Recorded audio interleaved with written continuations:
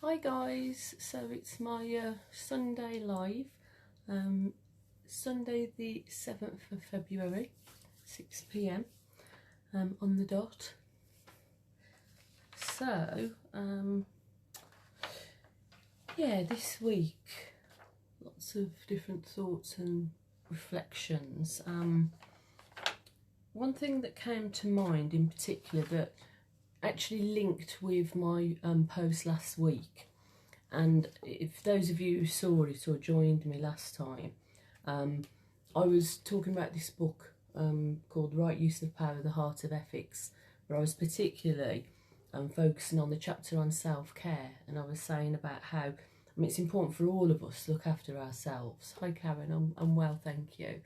But I think particularly for those who are in a caring role, whatever that be, professional or informal, formal, voluntary, paid, it doesn't matter. It's like when you're in any type of caring role, it can be quite onerous at times, and I think those people can forget to take care of themselves.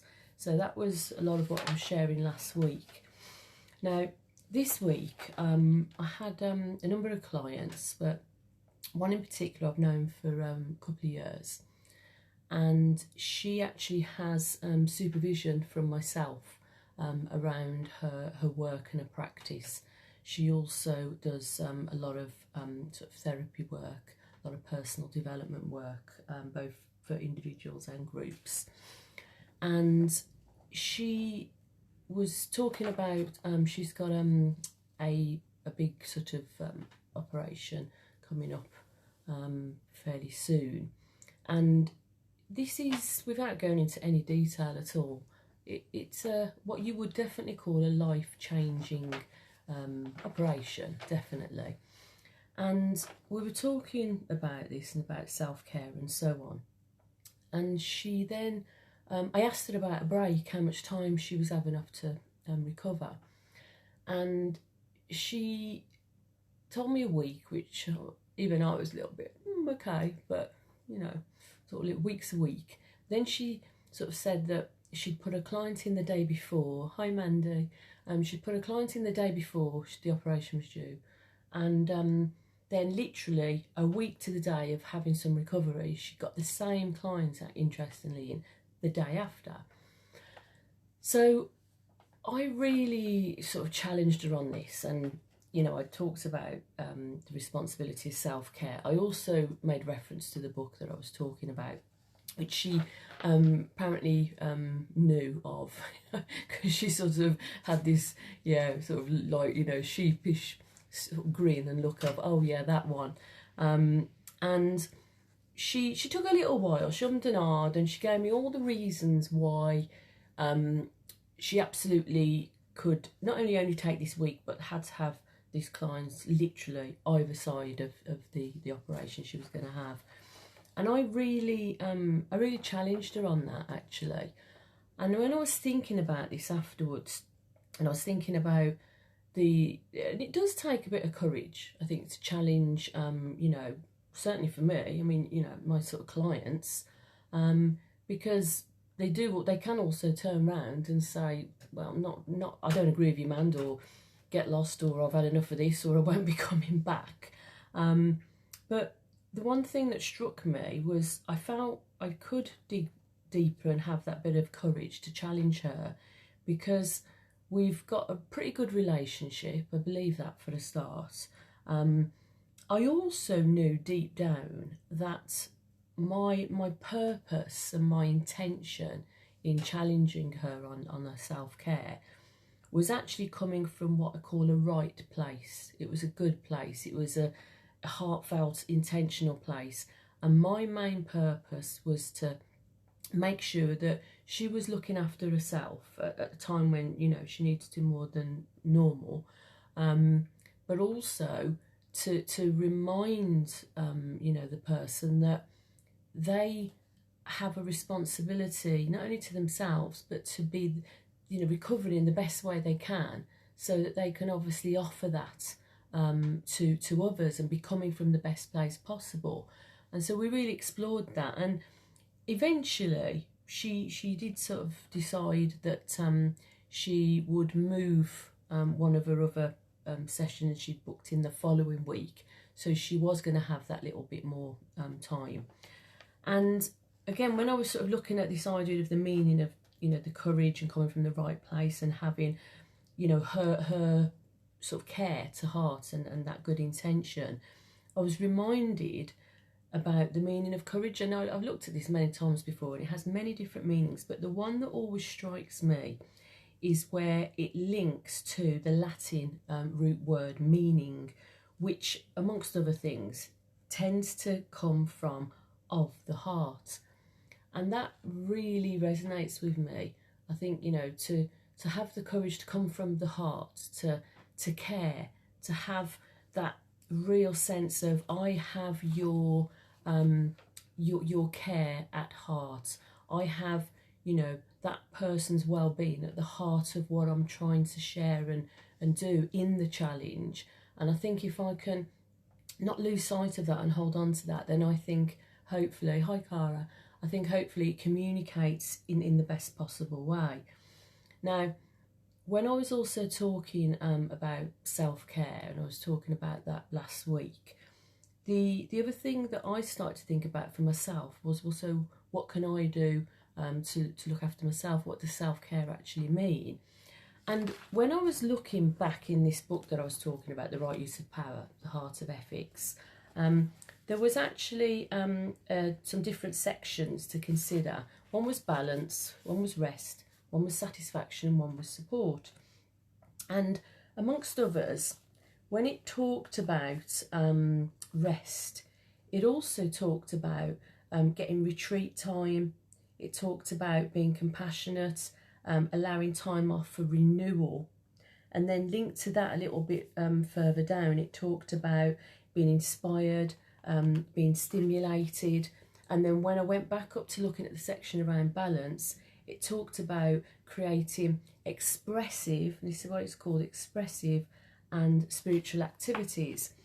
And that really got me thinking about the focus for me on creativity and making sure that I give myself enough space for being creative, because I feel that's massively important.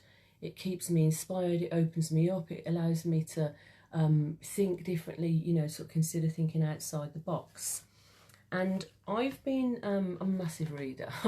I've had another book that's actually been sent to me from a coach that's in Canada, and it's called, I love the title, it's called Seriously Playful Creativity, and it's by Catherine Lloyd.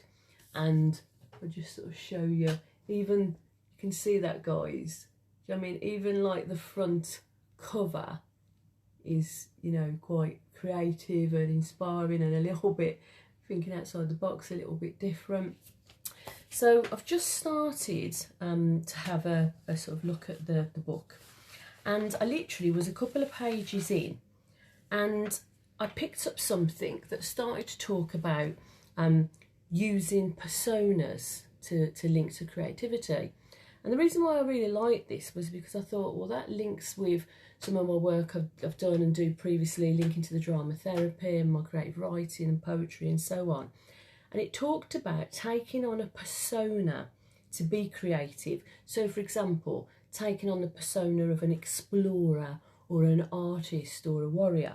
And I got thinking about this, and I was playing around with this persona of linking courageous and explorer. So I came up with the persona courageous explorer. And then I really started to, you know, embody it and breathe in and think about it and imagine what it would feel like in my body, what I would be wearing, where I would be, you know, really taking on the persona to that degree. And so I thought about the digging deeper. That made me think about how years ago, I mean, when I was about 16, I really wanted to consider doing a lot of archaeology at the time. And so this linked to other things that really interested me. And then I was thinking, well, if I was a courageous explorer, where would I be? Where would I be going? And I got to thinking, I'd be going deep into a jungle. I imagined having like a sword, but a real glittery, bright one that had jewels on it.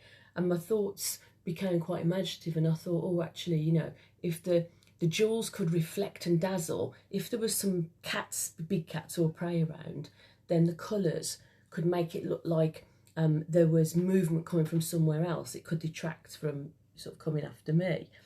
Then I sort of got thinking about, oh, if I'm an explorer, but I'm a courageous explorer, I could be have a hat on with a light, but not just any light. I thought I like the idea of adjusting it. So if I adjusted it one way, it would shed a lot of light ahead and broad light, so a much bigger perspective, which is important to help people not lose sight of. But equally, when you need to really home in on something and help somebody really focus and dig deep, I thought if I adjusted the light, then it could be like a laser light, like just on that one particular issue. And then this took me to a place of thinking about a lighthouse. And actually, when I first set up my sort of business and was creating my business name, and I'm going back, oh, at least 20 years or a bit more, I really loved the idea of putting the image of a lighthouse on my business card. But for one reason or another, the people I were talking to just ended up saying it was all a bit too complex and a bit too detailed. So in the end, I didn't put it on, but that was still really important to me. And I was thinking about this idea of the lighthouse and why that's important, and about being that light and shedding light. And this, my head, it's amazing what you link to, what you almost forget. I remember thinking, I remember years and years ago, until when I was a teenager, I had this Bible that was presented to me at the church when I was about 10. And must have been a teenager at the time, and I wrote in a verse at the front of the Bible on a piece of paper, and I don't know where it came from. I couldn't tell you. There's nothing next to it in terms of a quote, but I went and found it, and I really wanted to remind myself of it, and I'm going to just read it here because I just really find it really powerful. It says, "Be a light in the darkness, be a heart to the heartless. When the world's lost its meaning, be the one who will still go on believing." So I'll read that again. Be a light in the darkness, be a heart to the heartless. When the world's lost its meaning, be the one who will still go on believing. And that for me was very much about shedding light, having hope, you know, enabling others to not lose hope, to not lose sight of always trying to look for something that can be of sustenance, even in the challenges of life, and even in what appears to be the most darkest moments, to still try and find some kind of light and learning in all of that. And what was interesting was, as I was sort of looking at this, a card dropped out. I've got lots of pieces of things I put in books and Bibles and all sorts.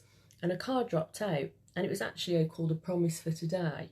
And for any of the people who do know anything about the Bible, it was from Joshua chapter 1. And the whole thing was verses 5 to 9, but this was verse 9 in particular. And it says, "Be strong and of a good courage. Be not afraid, neither be thou dismayed, for the Lord thy God is with thee, whithersoever thou goest." And I sort of thought about that, and about the fact that it, you know, relates to courage. And I thought to myself, that's interesting, that it's saying, you know, be of good courage, take courage, because, you know, in that sense, obviously God is with you wherever you're going. And then that got me thinking to myself, well, but what about if somebody doesn't believe in God, or a God, or, you know, some other form of faith or inspiration? Where then does that person's, you know, courage come from? Where else, if you like, does courage come from? And I got thinking about courage linking to faith, and not just as in a religious faith, but I'm talking about faith in life, faith in nature, faith in what, you know, the birds and the seasons can offer us, faith in human nature, faith that, you know, the idea of the passage I often think about, this too will pass. Faith in certain people, that they'll help you and see things through. And so I just was thinking a lot about that, and I thought, yeah, I wonder what other people, have faith in. So, for yourselves that are listening and watching me right now, wonder what you particularly have faith in. Because I think what you have faith in can also be the source of bringing you strength and courage as well. So that intrigued me a little bit. It might be, can share a few of your thoughts now while I'm sharing that. And then I was thinking to myself, well, how can we cultivate our courage and our faith more? There's obviously lots of different things that people can do, but one of the things that struck me about courage is actually doing something new, something different, stepping out your comfort zone, stretching yourself that little bit more, and really considering, what that means for each of us. It'll be different for different people. So just sort of thinking as I'm sharing here, for, again, people who are listening and watching at any given point, to consider what can you do in these given moments now, not so much what you've done previously, because it might be you've took up and done new things before, but what can you do now moving forward? So that sort of came to mind and just got me thinking and stimulated about different ideas and different thoughts. Now, one of the other things that this also then got me thinking about was there's times, and I know a lot of you will know this, where I will be thinking about different words of the day, different quotes, different facts that I like sharing. And interestingly, talk about courage and faith. I do think that there are so many times where you've got to stick in there. You've got to stay in there, even when it can feel really challenging and difficult at times. That's almost the time, I think, sometimes where you just got to go, I just need to dig that little bit deeper. Now's, not the time almost to give up, even though it might at times feel easy to do that. And funnily enough, the word of the day that came up quite recently was, and it's dogged is the way it's pronounced. So it's spelled Dogged. And the meaning is stubbornly determined or persistent. And then it went on to say, and I have a dog, I know a few of you watching have dogs. If you've ever faced a dog digging in their heels, you know what dog it is. The word dog is from an Old English doc-gar, and it's D-O-C-G-A. And this sort of got me thinking about the idea of, being really sort of stubborn and really digging deep and sticking at it. And then it gave an example. Some of you might remember the old Looney Tunes, Wile E. Coyote's pursuit of the Roadrunner. And it said that was really dogged because he simply would not give up and he wouldn't stop until he got what he wanted. And I was just thinking about that, it is knowing, isn't it? It's that balance, like with anything in life. At what point do you go, do you know what? I need to be dogged about this. I need to be stubborn and persistent and keep at it and not give up. I know I've had many times like that with my business, particularly my work over the years, where something could be, draining or tiring, or you'd put effort and energy into something and then it wouldn't come to fruition for whatever reason, or you thought you got a piece of work and it didn't happen, or I just thought, there was a client that had signed up for something and then they got cold feet for all sorts of reasons and decided not to. And definitely, those were not times for me to give up, because for me, I'd already made quite a strong decision that I wasn't giving up. Once I'd started on that path, it's like there is no going back. And that's where I think my persistence and my doggedness and my stubbornness really is required. There are going to be other times, guys, where I completely also get that we also need to go, do you know what?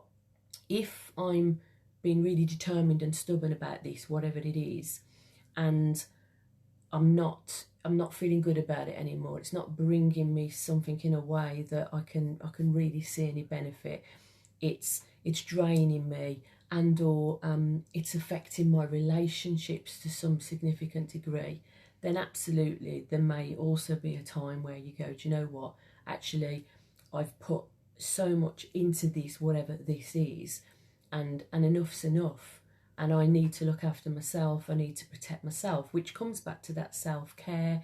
For me, it comes back to having boundaries.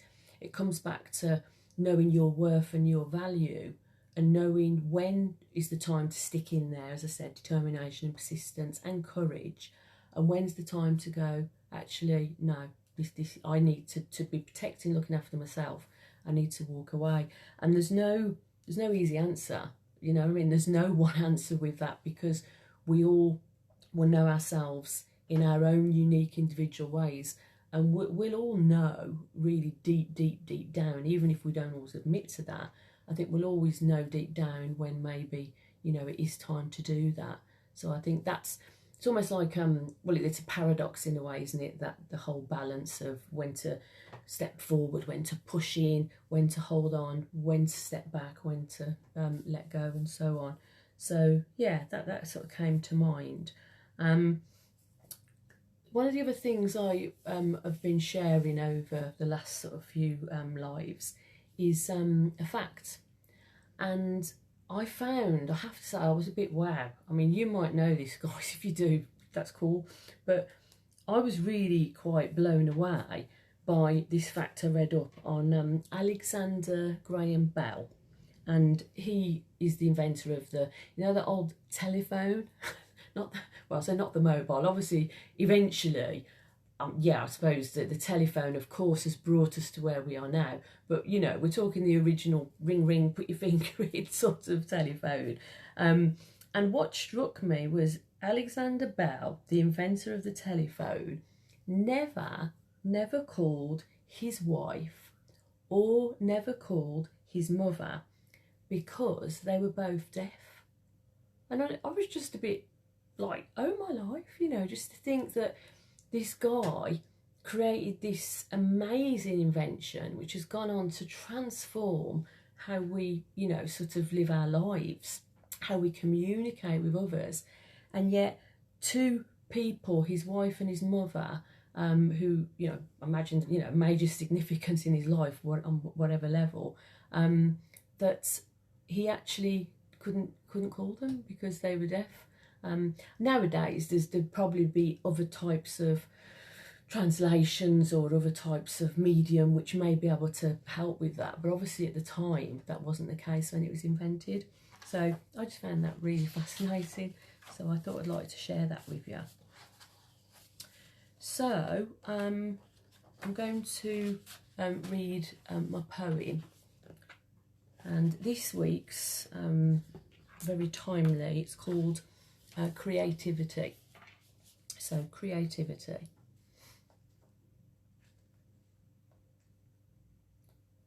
To create, creating for creating's sake, creating to awake the giants within, creating space, space to be creative, space to pause and breathe, to reflect and ponder on prose and smell the rose, poetry in motion, to play with rhythm, to move to the beat of the heart of life, life in being playful, to be curious about playing, freely without a care in the world, to play in the moments and forget, to suspend judgment, to be for the sake of being playful, curious, having fun, playfully creating laughter, laughter and sparkle, sparkle, joy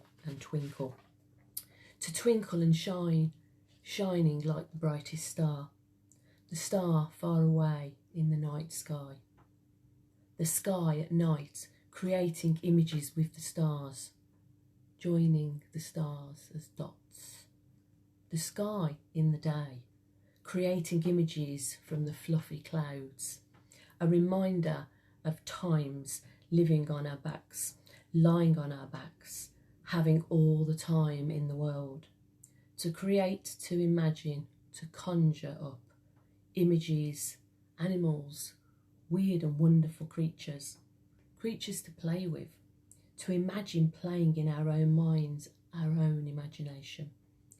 And the power of what this has to offer, still has to offer, if we only allow it, to give ourselves time to get curious, to be playfully creative, to skip and tiptoe and connect in wondrous joy, to stop and stare and see what we have created within our own minds. Thank you, guys. So I've got another comment saying, I agree that we need to be dogged at times. However, in my experience, it's this that has caused many people to suffer from stress. The art of self-monitoring is one that many people seem to innocently get wrong. Yeah, I mean, I totally agree with that. I was talking to somebody else today who I know really well, actually, and they pushed themselves to such the other extreme and stick in there and keep trying and trying. And actually, what has happened for them is it has actually, on a number of occasions, affected their mind, their body. It's created a lot of anxiety. So I agree with you on that. And I think that really is the piece about what it means to actually self-monitor, but in a way that is creating really genuine, I think, important reflection that is about supporting ourselves to move forward and to be honest and to gain balance, rather than, you know, absolutely keeping and sticking our heels in so that it just creates more and more stress for our minds and our bodies. So yeah, so thank you for that. So come towards the end of my live, and I've chosen a song which very pertinent, I have to say, a little bit slower than some of my other songs, but pertinent because of the sort of fact that Captain Tom Moore died this week. Amazing gentleman who just brought, talk about hope and courage and light in the world. I mean, he must have had to have dig deep in some of his original wars he was involved in with his background when he was younger. But then as he, you know, as people have got to know him and how much profile he's sort of raised in terms of having this real spirit, real fighting. I mean, that's such, you know, an absolute perfect example of, I'm sure, dogged spirit at times, and amazing man. So the song that was sung by him and the NHS workers was You'll Never Walk Alone. Yeah, Karen, he was definitely amazing. So yeah, that very well-known traditional song that is very much associated with Liverpool as well, the football club, as one of my brothers would say. So I'm just going to give me a second, guys. When you walk through a storm, hold your head up high and don't be afraid of the dark. At the oh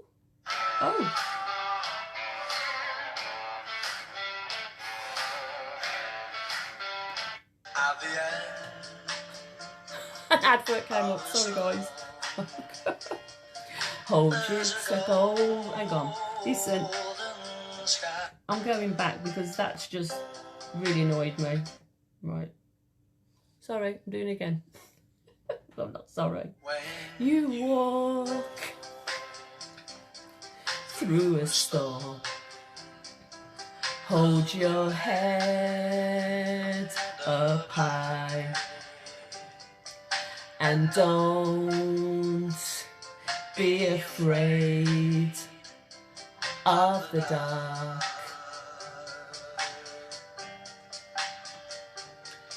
At the end of the storm, there's a golden northern sky, and the sweet silver song of a lark. Walk on through the wind, walk on through the rain, though your dreams be tossed and blown.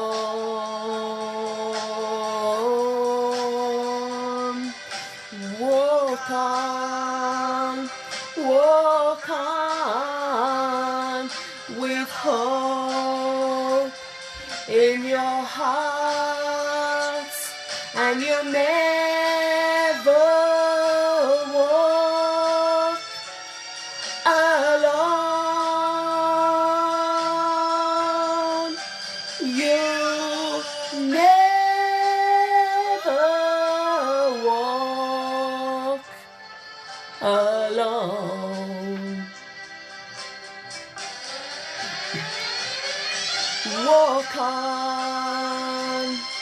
Walk on with hope in your heart, and you'll never walk alone. You'll never walk alone.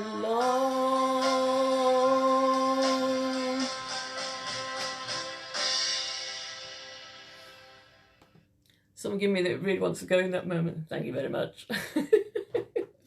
Oh, thank you guys for all your lovely comments. Thank you.